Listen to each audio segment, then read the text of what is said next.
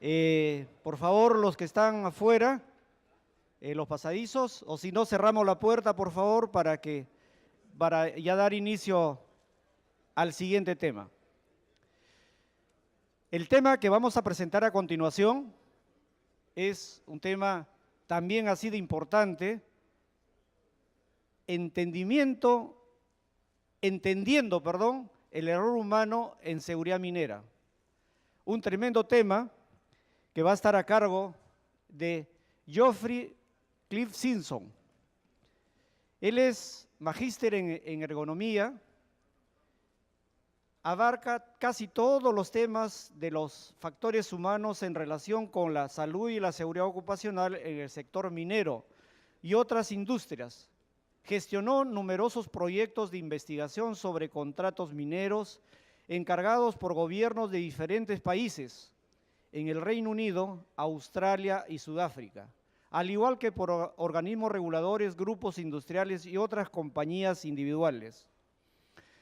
Su experiencia en minería abarca el área de la minería de carbón, oro, diamantes, cobre, mineral de hierro, mineral de cromo, en operaciones superficiales y subterráneas. Participó como expositor en conferencias internacionales para tratar temas sobre seguridad, ergonomía en el sector minero.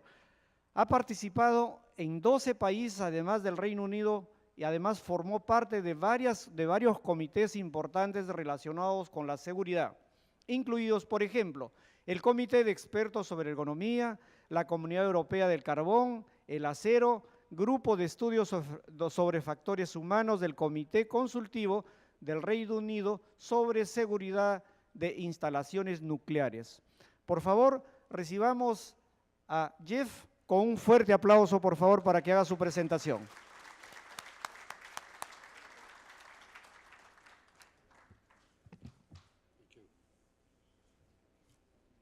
Good morning, ladies and gentlemen, and thank you to ISEM for inviting me here today to speak to you.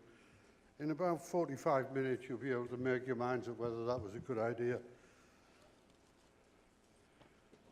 There are a whole series of issues which relate to human factors, but unfortunately, I have to warn you in advance that I will not be giving you a magic bullet. There is no single way of reducing human error or reducing the impact of human error. Human errors occur within a context, and that context makes the situation almost unique.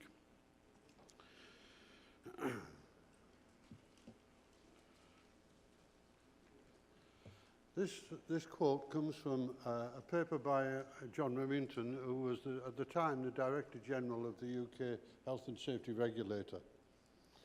And he stated that studies by his accident prevention unit had shown that the vast majority, almost 90% of accidents, would involve human error in some contributing cause. But he also added that 70% of them could be avoided by management action. Now, it's really quite amazing that we're in a circumstance where we say 90% of accidents involve a particular problem, 70% of those could be resolved, but yet we see very little activity in industry to deal with human error accidents.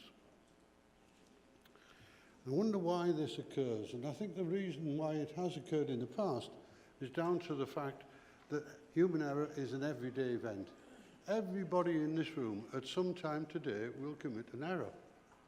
Now, the vast majority of them, 99.99%, will not have any real consequences, but sometimes they do.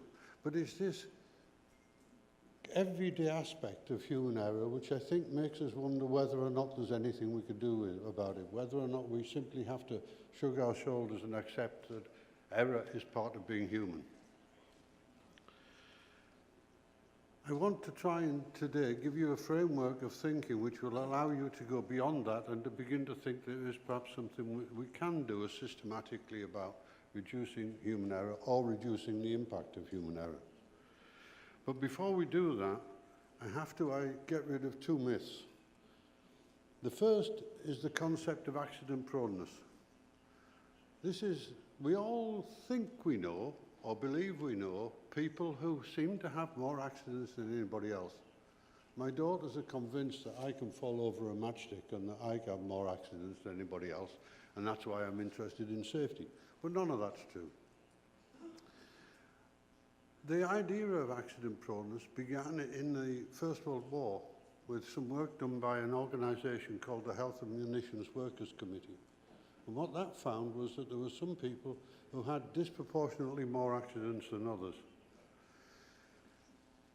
In the 1960s, this data was re-examined with modern statistical techniques, or what then were modern statistical techniques, and it was proved that the concept of accident proneness, the idea that there is some sort of personality trait which leads to more accidents, was completely fallacious.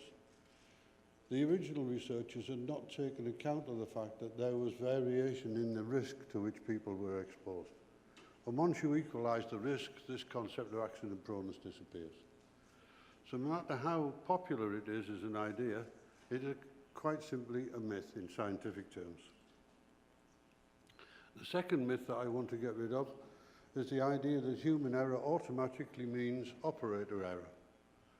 In almost every case, driver error, pilot error, you will see the assumption that the error relates to the man who is directly dealing with the job. If this is to be true, then logically, either managers, designers don't make errors, or they're not human. Now, I'm sure many of us have had managers who we didn't think were human, but generally speaking, we can't actually accept this situation. We need, therefore, to look at what is the nature of human error which will allow us to move forward and take a step towards resolving it. To do this, we have to accept that there are a whole variety of human errors. There are differences, and we need to reflect those differences because it might be that those different types of error require different types of solution. So essentially, we need a taxonomy of human error. Probably the two most common taxonomies that are around at the moment are both developed originally in context of the nuclear industry. One by Jim Reason, who was a professor of psychology at the University of Manchester, and who was looking at the Chernobyl errors, and the other was by a guy called Jens Rasmussen, who worked in the Danish nuclear industry. Reason distinguished three types of errors. The first he called slips and lapses. These are the kind of error that you make without thinking about it. You go to make a cup of coffee, and you suddenly realise you put a tea bag in the cup. It's a sort of error that we all make every day. It's unconscious. The second category he had was a mistake. And this is where you know what to do, but you do something different, and you realise that you've actually done something different, but something inappropriate. But at the time you made the decision, you thought it was right. The third category is what he called violations, and these are deliberate. These are situations where you say, I'm coming up to a red light, but I'm going to go through it because I've got plenty of time. So they're fundamentally different from the first two. Rasmussen's classification is really a classification of the way the person was thinking at the time, rather than a classification of the error. He made a distinction between skill-based, rule-based, and knowledge-based errors. And unfortunately, he uses phrases, these phrases he uses in the way that a psychologist uses them, not in the way that they are used on an everyday basis. So that skill-based mistake is when we're on automatic pilot. To a psychologist, walking is a skill. It's on automatic pilot. You don't have to think about what you're doing. Rule-based is where there are a set of rules in the organisation and you choose not to follow them, or you follow the wrong rule, or you apply a rule at an inappropriate time. And knowledge-based, this again is a situation where he's used phrases which are different from what they're used on an everyday basis, because what he calls knowledge-based is really where you're in a situation where you have no knowledge. It's where you've gone beyond everything that you've been trained. It's where you're in a situation where you have to apply basic principles to try and work out what you should do. A classic example of this was the 3 Mile Island nuclear incident in America, where about 2 hours into the realization that there was a problem, all the safety manuals in the control room were laid out on the floor, and people were going around on their hands and knees to try and work out what they could find out that they should do next. So again, this is very different. This is a situation where you really are in a circumstance which is causing potential problems. Reason also made one other distinction, which is absolutely crucial and very central to my concentration on human error today. And this is the distinction between active and latent failures. Active failures are the errors that are made by the person who's in direct contact with the equipment. These are what we often call the immediate cause of an accident. And these usually are operator errors. Latent failures are problems in the organisation which are likely to predispose the active failures. By and large, people are not aware of these. If they are aware of them, they'd have resolved the problem. But they lie in the organisation and suddenly appear as an active failure. But the active failure will not be resolved unless the latent failure is addressed. There's a good medical analogy to these two phrases. One is that the active failures are, in effect, symptoms, and the latent failures are the disease. So we can address symptoms and we can deal with them, but we won't get to the root cause. We won't get to the disease unless we also address latent failures. This diagram shows from the centre the workplace layout where the man is directly in contact with the equipment and works its way right the way through to the organisation and safety culture as a series of layers which overlap each other within an organisation. And these can be viewed very effectively as the potential sources for latent failures, which will eventually influence an active failure, which will eventually lead to an accident. So what I'd like to do for the rest of my talk is to take you through each of these layers, each of these concentric squares, and show you some examples of the kind of human errors that can occur and can be predisposed by problems at each level. So if we begin with the man-machine workplace. These are the gear control selection on two low-height load-haul dump machines used in the South African coal mine. On the left, as I look at it, on the right as you look at it, I think, oh no, on the left, is a gear selection where to go into first gear, you push the gear forward, to go into reverse gear, you bring it back. Exactly the opposite on the other machine. The one on the left was called a rhino, the one on the right was called a domino. Now, this would be no problem if you were trained on one and you only ever drove that one. But it wasn't like that. The training to drive these machines basically was carried out on whatever of those machines was on the surface for repair.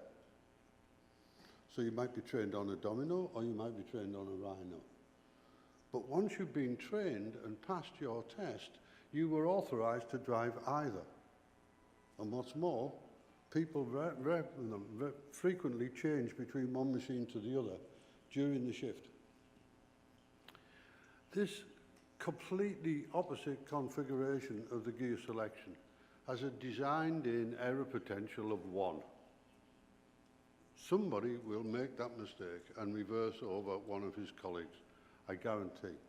In fact, about 3 weeks after we first started to complain about this, somebody was actually hurt and had their knee broken when one of the vehicles reversed into him.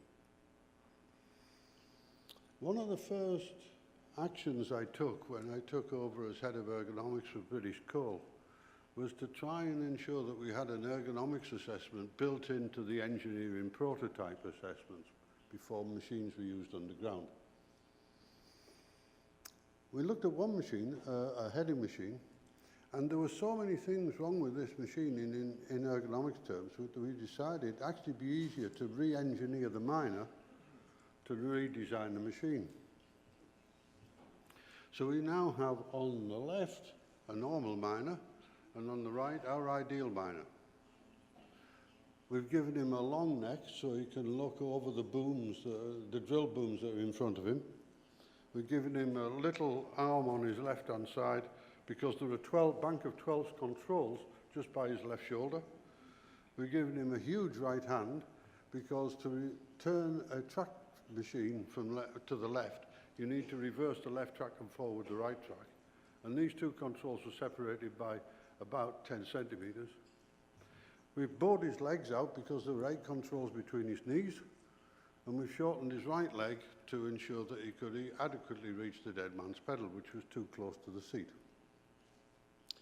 Now, the point about this is if you are actually shaped like the guy on the left, and the machine expects you to be shaped like the guy on the right, it's going to create a lot of biomechanical problems, and it's going to increase the error potential. So once again, we have what I call designed-in error potential. The design of the machine is creating a problem about which the guy can actually do very little. Next example is a diamond mine. And while we were working there, the chief engineer said, we've been having a large number of damage-only accidents lately. So far, nobody's been hurt, but soon somebody will be. All of these accidents relate in one way or another to overspeeding. Can you please tell me why this is happening? We've done very detailed risk assessments. We've identified all the places in the mine where we should have speed limits. We've signposted them in reflective material so people can see them. We've trained the drivers. We check them every year and reassess their ability that they and make sure that they understand where the speed limits are and what the speed limits are. We spent a week wondering what on earth was going on, and then one of our team turned up and said, I've solved the problem. I've solved the overspeeding problem. What's the cause of it, I said. There's the cause. It wasn't irresponsible drivers. Not one of 150 vehicles in that fleet had a speedometer. So we've identified where we need speed constraints. We've trained people. We've made sure that they are aware and they understand it, and their hazard awareness and misperception is very good. And then we don't give them the device by which they can make the judgment. That is the gospel truth, designed in human error potential. Before I move on to the environmental issues, I should mention that during past 20